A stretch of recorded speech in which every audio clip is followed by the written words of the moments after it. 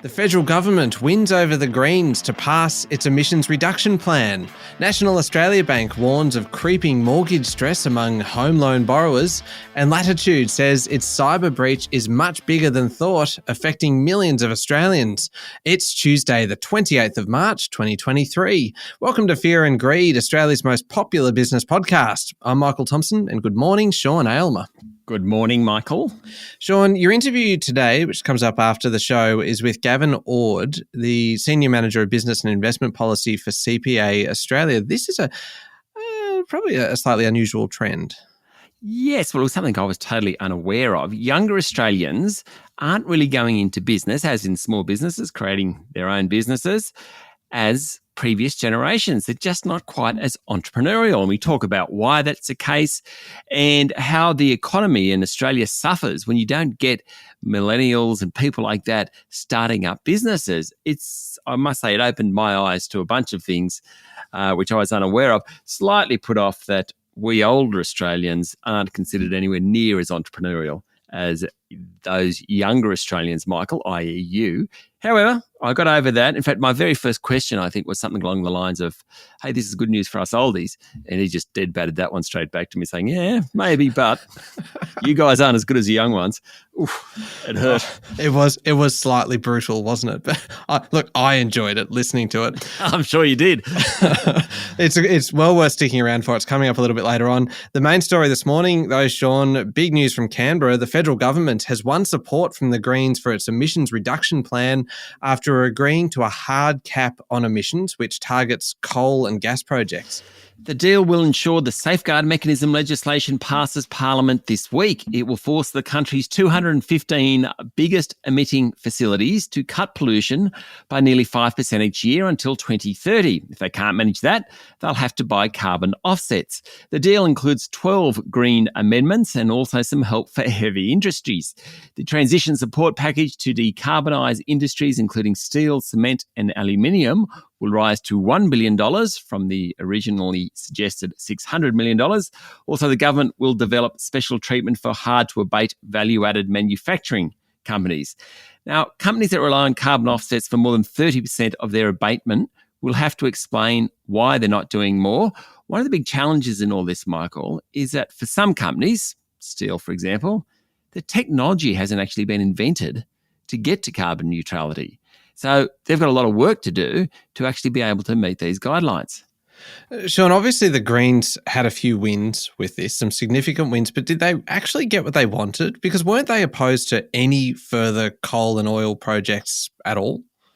They were, though that was probably a negotiating position. Certainly Greens leader Adam Bandt was pretty happy yesterday. He said that the legislation will stop about half of the 116 fossil fuel projects currently in the pipeline, including the Beetaloo and Barossa gas fields. He was pretty chuffed about that one. There is a cost, of course. That project was slated to create 6,000 jobs and unlock billions of dollars in economic activity. Flip side to that, though, as Federal Treasurer Jim Chalmers in Parliament yesterday said the transition to green energy could create almost 200,000 jobs over the next 5 decades. The government scheme will remove 205 million tonnes of greenhouse gas emissions between July this year and 2030, and its intent is to cap emissions at 100 million tonnes a year by 2030. That will put the country on track to meet the legislated 43% reduction target. Lots to discuss on this, Sean, lots of ramifications, lots of economic impacts and everything. But for most of us, self-interest is coming in here, Sean. The more immediate question is whether it's going to reduce power prices. Well, Prime Minister Anthony Albanese was quick to say that the deal will not force up power prices or create instability in the national electricity market, nor will it kill future investment, he said. That's the Prime Minister's answer. Not sure whether I can agree with that one, though. Remember last week, the Australian energy market operator warned that southeastern states face supply shortages which could trigger blackouts.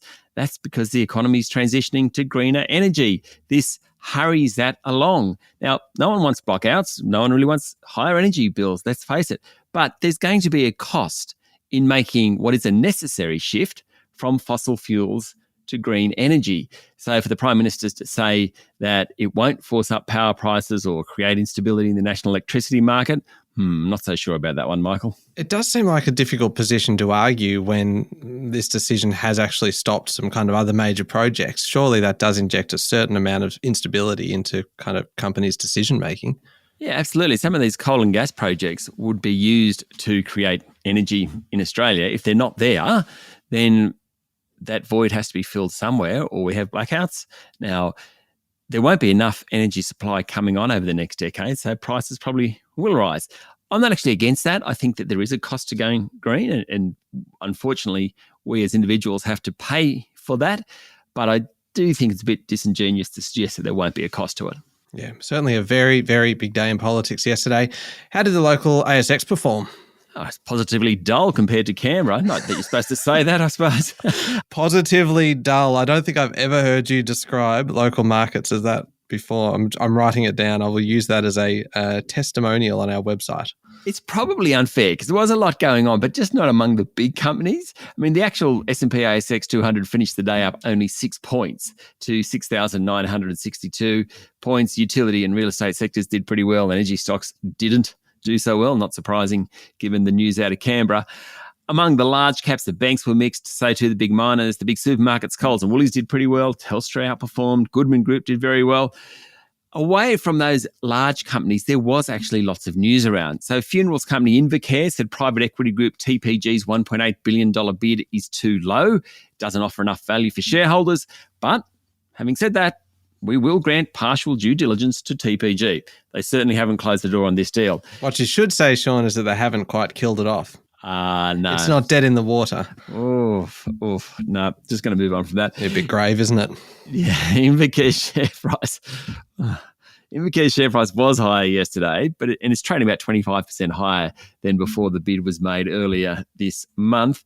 The share price of lithium developer Lake Resources dropped 13.5% after its non-executive chair, Stuart Crow, sold just under 8 million shares last week. The notice came through yesterday.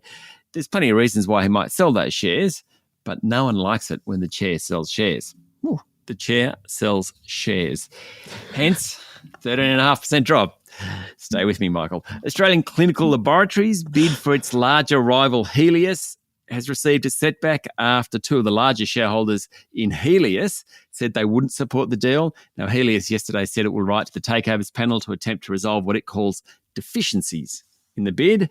Another interesting one yesterday, United Malt Group went into a trading halt.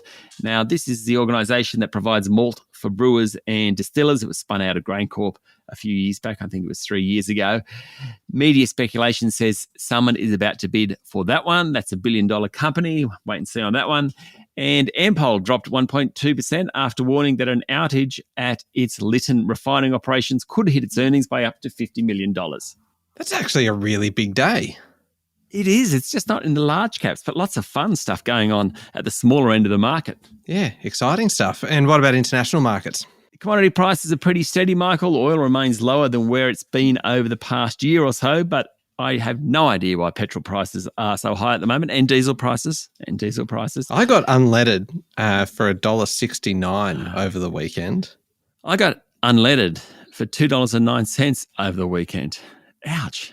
That's quite a difference between the two of us. Admittedly, I had to go to Wagga to get it for $1.69, so I don't think it was the most economical way to do it. But hey, it's not bad. The Aussie dollar is trading around 66.5 US cents. Cryptocurrencies are doing okay. Bitcoin's fetching just under $28,000 a unit.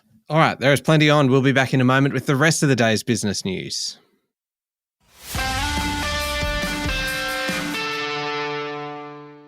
Sean, opposition leader Peter Dutton says the Federal Liberal Party won't be revealing how it thinks Australians should vote on the Voice referendum until after the Aston by-election.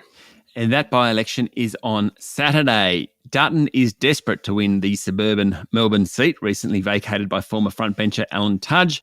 Meanwhile, Michael, Prime Minister Albanese yesterday was asked whether an Indigenous voice to Parliament would have advised the government over the safeguard mechanism, to which he responded, no. I believe him this time. He said it can't make representation on defence or foreign affairs, but can on issues that directly affect Indigenous Australians. Also, South Australia became the first state in the country to legislate an Indigenous voice in a special sitting of state parliament on Sunday. And just quickly before leaving politics, Albanese was very busy yesterday. He was also in Sydney welcoming former US President Barack Obama ahead of his speaking tour. Now, Sean, something pretty sobering here. National Australia Bank has warned that mortgage borrowers are finally showing signs of stress following 10 consecutive interest rate rises. The head of retail banking at NAB, Rachel Slade, said the number of customers reporting financial difficulties is just starting to tick up.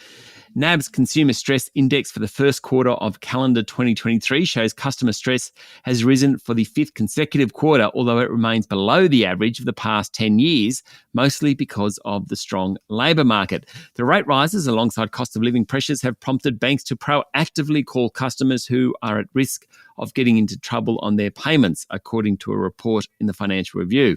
So far, bad debts at banks haven't risen, though it's something regulators will take a close look at in coming months, particularly against the backdrop of the bank failures in North America and Europe.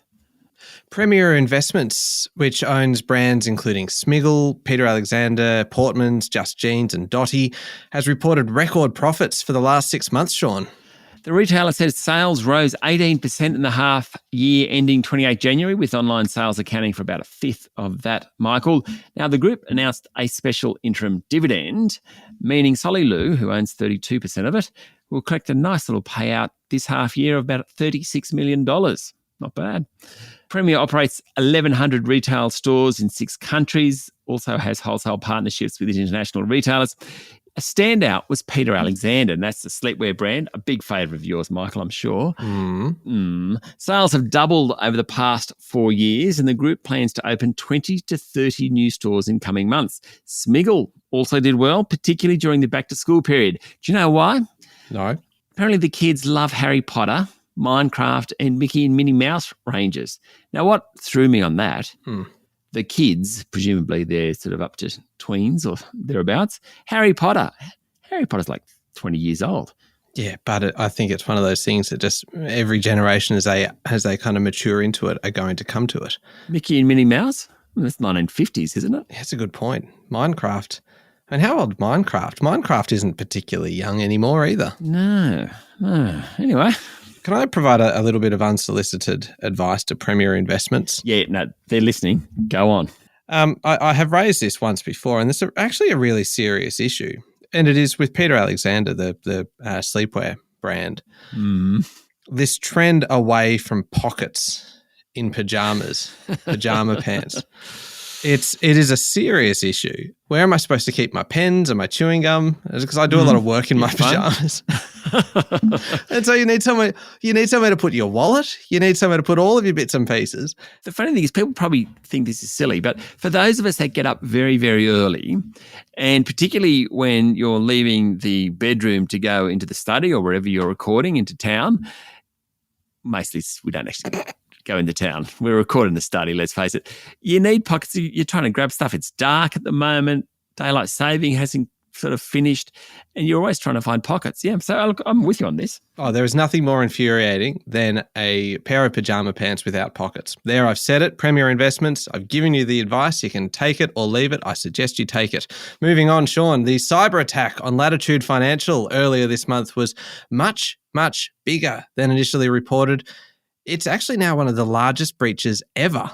The lenders had 7.9 million driver licence numbers of Australian and New Zealand customers and applicants have been stolen. 3.2 million of those were supplied in the past 10 years. There was also 53,000 passport numbers stolen. Another 6.1 million records were stolen in the attack, most of which were more than a decade old. Now, those records included names, addresses, telephone numbers, dates of birth, that type of thing of customers. That is a much bigger breach than the Medibank private breach last October, for example. Latitude will reimburse customers for the cost of replacing ID documents downloaded by the cyber criminals. Media reports say the criminals may have entered the Latitude system via the network of a major US-based outsourcer, DXC Technology. Sean, Bank of Queensland says that its chair, Patrick Allaway, will step in as chief executive. Yes, it's unusual for a chair to step in, though not unprecedented. In fact, it happened last year at AGL Energy. Graham Hunt took over from as CEO when Brett Redmond stepped down. Anyway, Alloway takes a job at Bank of Queensland after former CEO George Frazee was forced out last November. Alloway actually hired Frazee in 2019, and the former boss followed a very fast growth agenda, including the acquisition of ME Bank in 2021. Cost them about $1.33 billion. Didn't really work, I think it's fair to say. Alloway will stay in control until at least the end of next year after a suitable CEO couldn't be found. Since its most recent peak in October last year, Bank of Queensland's share price is off 33%. And a couple of stories, Sean, about state Liberal parties. First up, Victorian MP Moira Deeming has avoided expulsion from the Liberal Party and instead faces a 9-month suspension. A party meeting was held yesterday in which Liberal MPs voted on whether to expel her after she attended an anti-trans rally associated with neo-Nazis. Opposition leader John Pesutto says he's determined to lead an inclusive Liberal Party with a change of culture after the decision not to expel Moira Deeming. And in New South Wales, while the counting the state election goes on and the new Labor government gets ready to be sworn in, the new leader of the Liberal Party in that state remains unclear. Now, the frontrunner was former Treasurer Matt Keane. He's ruled himself out. Michael, maybe no one wants it. Did you know the former coalition was in government for 12 years? Prior to that, Labor was in power for 16 years. Then prior to that was the coalition for 7. And then prior to that was the ALP for 16 years. Why would you want to lead the opposition? No, you are likely to be spending a fairly lengthy spell on the sidelines, aren't you? Yeah, exactly. Now, in international news, Sean, some of Wall Street's biggest banks, such as Goldman Sachs, JP Morgan Chase and Fidelity, are the biggest winners from investors pouring cash into money market funds rather than deposits. Yeah, very interesting trend this. Over the past couple of weeks, the collapse of 2 regional US banks and the rescue deal for Credit Suisse has triggered concerns about the safety of bank deposits. Now, we all think of bank deposits about as safe as you can possibly have. But what's been going on, particularly in the regional banks in the US, has really scared people. Now, according to the Financial Times, more than $286 billion has flooded into money market funds so far in March. That's the biggest month of inflows since the depths of the COVID-19 crisis. When we talk about money market funds, these are managed funds. We call them managed funds in Australia. They invest in very liquid products like cash management accounts and bonds, that type of thing.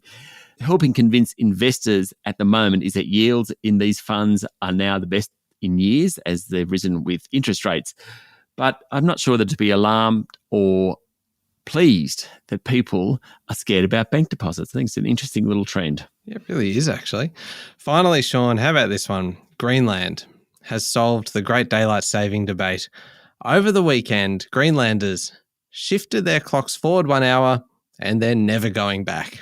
Never going back. Basically, the 56,000 people in Greenland are effectively shifting time zones. They've just shifted to daylight savings time and clocks won't be rolled back come October, as has been done for years and years. Greenland is actually part of the Kingdom Denmark, and now there's 3 hours difference between Denmark and Greenland. Most of us argue for or against daylight savings on the basis of light. But in Greenland in summer, you get 20 hours of light and about 4 hours in winter. So there's no arguments about light here. That had little to do with it. It was actually all about being closer to European business hours. So really, they haven't really solved the Great Daylight Saving debate for anybody except themselves, because this is not a solution that can be kind of applied anywhere else, really. Well, anywhere that only gets 4 hours of light in winter and 20 hours of light in summer, they could apply that there. So it's a fairly niche kind of solution. Fairly niche. Probably not for Australia. No, probably not. All right, Sean, up next is the Fear and Greed Daily interview, and your guest today is Gavin Ord from CPA Australia. Yep, all about who's investing in small businesses, who's being entrepreneurial. And the surprise, of course, as we mentioned, is that many of the millennials aren't particularly entrepreneurial. And finally, Sean, our MEA for today, our most enthusiastic advocate. It really is just the worst name. Worst acronym, yeah. It's a shocker, isn't it? But anyway, our MEA, our MIA, I think it's actually starting to catch on, is Bobby, who sent us an email and said, I love the podcast. I recommend it to everyone I know as the perfect way to fit in getting up to speed with business news and the markets before the workday starts, which is fantastic. The part that I love most, Michael mentioned on Friday that he hates when a company's name doesn't match what it does, e.g. Silver Lake Resources being a gold producer. I used to work at a silver mine and thought Michael might be interested to know that Olympic gold medals are 92% silver with only a small amount of gold plating. Keep up the great work. I'm very interested to know that. And I want to know, is the International Olympic Committee aware of this fraud? Well, or is it false advertising from the International Olympic Committee? Yeah, it's not really a gold medal at all, is it? Yeah, it's not at all. It's silver. They're giving 2 silver medals. Yeah. One slightly shinier than the other. That's right. All right. Okay. Thanks for that. Thanks very much, Bobby, and thank you, Sean. Thank you, Michael. It's Tuesday, the 28th of March, 2023. Make sure you're following the podcast and join us online on LinkedIn, on Instagram, Twitter, and Facebook. I'm Michael Thompson, and that was Fear and Greed. Have a great day.